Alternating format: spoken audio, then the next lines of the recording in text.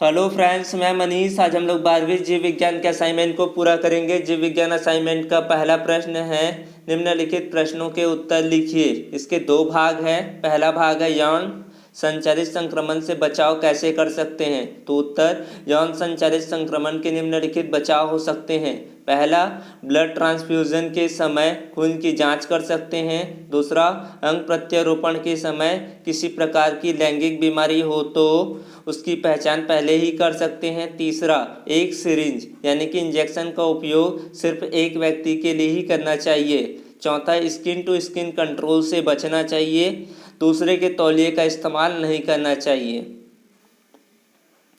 इसका दूसरा प्रश्न है, समाज में जनन स्वास्थ्य का क्या महत्व है। तो इसका उत्तर है, समाज में जनन स्वास्थ्य के महत्व निम्नलिखित है। पहला, स्वस्थ प्रजनन स्वास्थ्य हेतु लोगों में जागरूकता आती है। दूसरा, प्रजनांगों की स्वच्छता बनाए रखने संबंधी जानकारी मिलती है। जनन स्वास्थ्य से झूठी गलत जुड़ी भ्रामक बातों से छुटकारा मिलती है।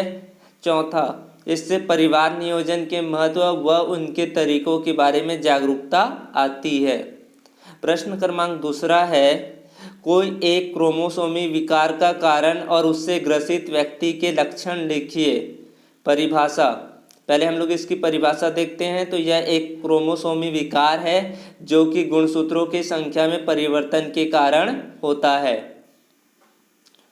कारण देख लेते हैं। डाउन सिंड्रोम गुणसूत्रों की संख्या में परिवर्तन की वजह से होता है। हम जानते हैं कि हमारे शरीर में 23 जोड़ा गुणसूत्र होता है, जिसके 21वें जोड़े में गुणसूत्र की संख्या में परिवर्तन होता है, तब यह विकार पाया जाता है। इसमें 21वें जोड़े में 2 के स्थान पर 3 गुणसूत्र होते हैं। 45 plus sex chromosomes equal to 47। इसमें ऑटोसोम्स में एक एक्स्ट्रा एक्स क्रोमोसोम आ जाता है। तो इसके लक्षण क्या हो सकते हैं। इससे ग्रसित व्यक्ति का मस्तिष्क बड़ा होता है, मस्तिष्क क्या हो जाता है, असामान्य हो जाता है। प्रश्न क्रमांक तीसरा है, समयुग्मजी और विषम युग्मजी में कोई 3 अंतर स्पष्ट कीजिए। तो इसका उत्तर है संयुग्मजी। पहले संयुग्मजी देख लेते हैं, फिर विषम युग्मजी देख लेंगे।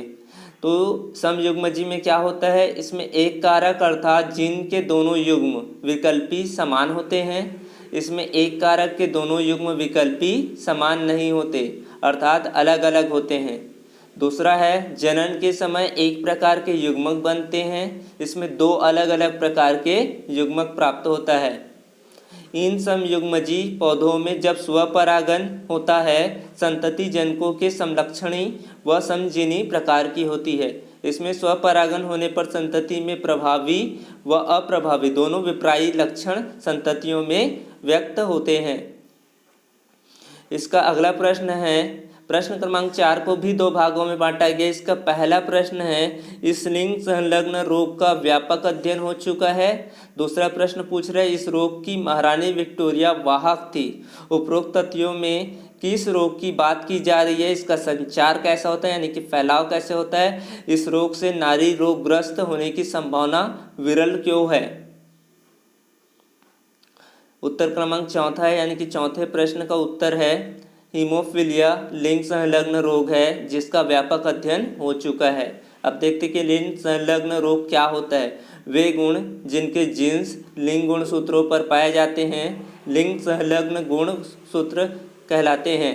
ये गुण लिंग के साथ ही एक पीढ़ी से दूसरी पीढ़ी में जाते हैं। वे जीन्स जो लिंग संलग्न गुणों को एक पीढ़ी से दूसरी पीढ़ी में ले जाते हैं लिंग संलग्न जीन कहलाते हैं।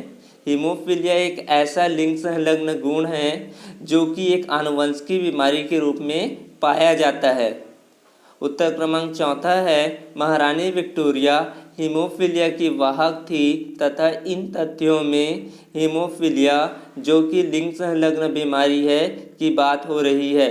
तो हीमोफीलिया एक आनुवंशिक रोग है। इसके पैदा करने वाले जीन एक्स गुणसूत्र पर रिसेसिव फॉर्म में रहते हैं। इसका प्रभावी जीन लिंग गुणसूत्र के दूसरे एक्स गुणसूत्र पर पाया जाता है। चूँकि ये लिंग संलग्न रोग है तो ये पामेट बनने के समय माता पिता से ऑफ स्प्रिंग क्या होते हैं, संचारित हो जाती है। अध्ययन की सुविधा के लिए हम इस जीन्स को H तथा कैपिटल S से व्यक्त करते हैं। स्त्रियों में हीमोफीलिया का अप्रभावित जीन दोनों X गुणसूत्रों पर पाया जाता है, तभी ये हीमोफिलिक होती है। जब यह एक X गुणसूत्र पर पाया जाता है तब इसमें हीमोफीलिया नहीं पाई जाती, क्योंकि इस समय दूसरे गुणसूत्र का प्रभावित जीन दबा देता है। ऐसी स्थिति में स्त्रियों में ये वाहक होते हैं। प्रश्न क्रमांक 5वां है, पुनेट वर्ग की सहायता से निम्नलिखित विवाहों से सभी संभावित जीनोटाइप और उनकी संबंधित आवृत्ति ज्ञात कीजिए।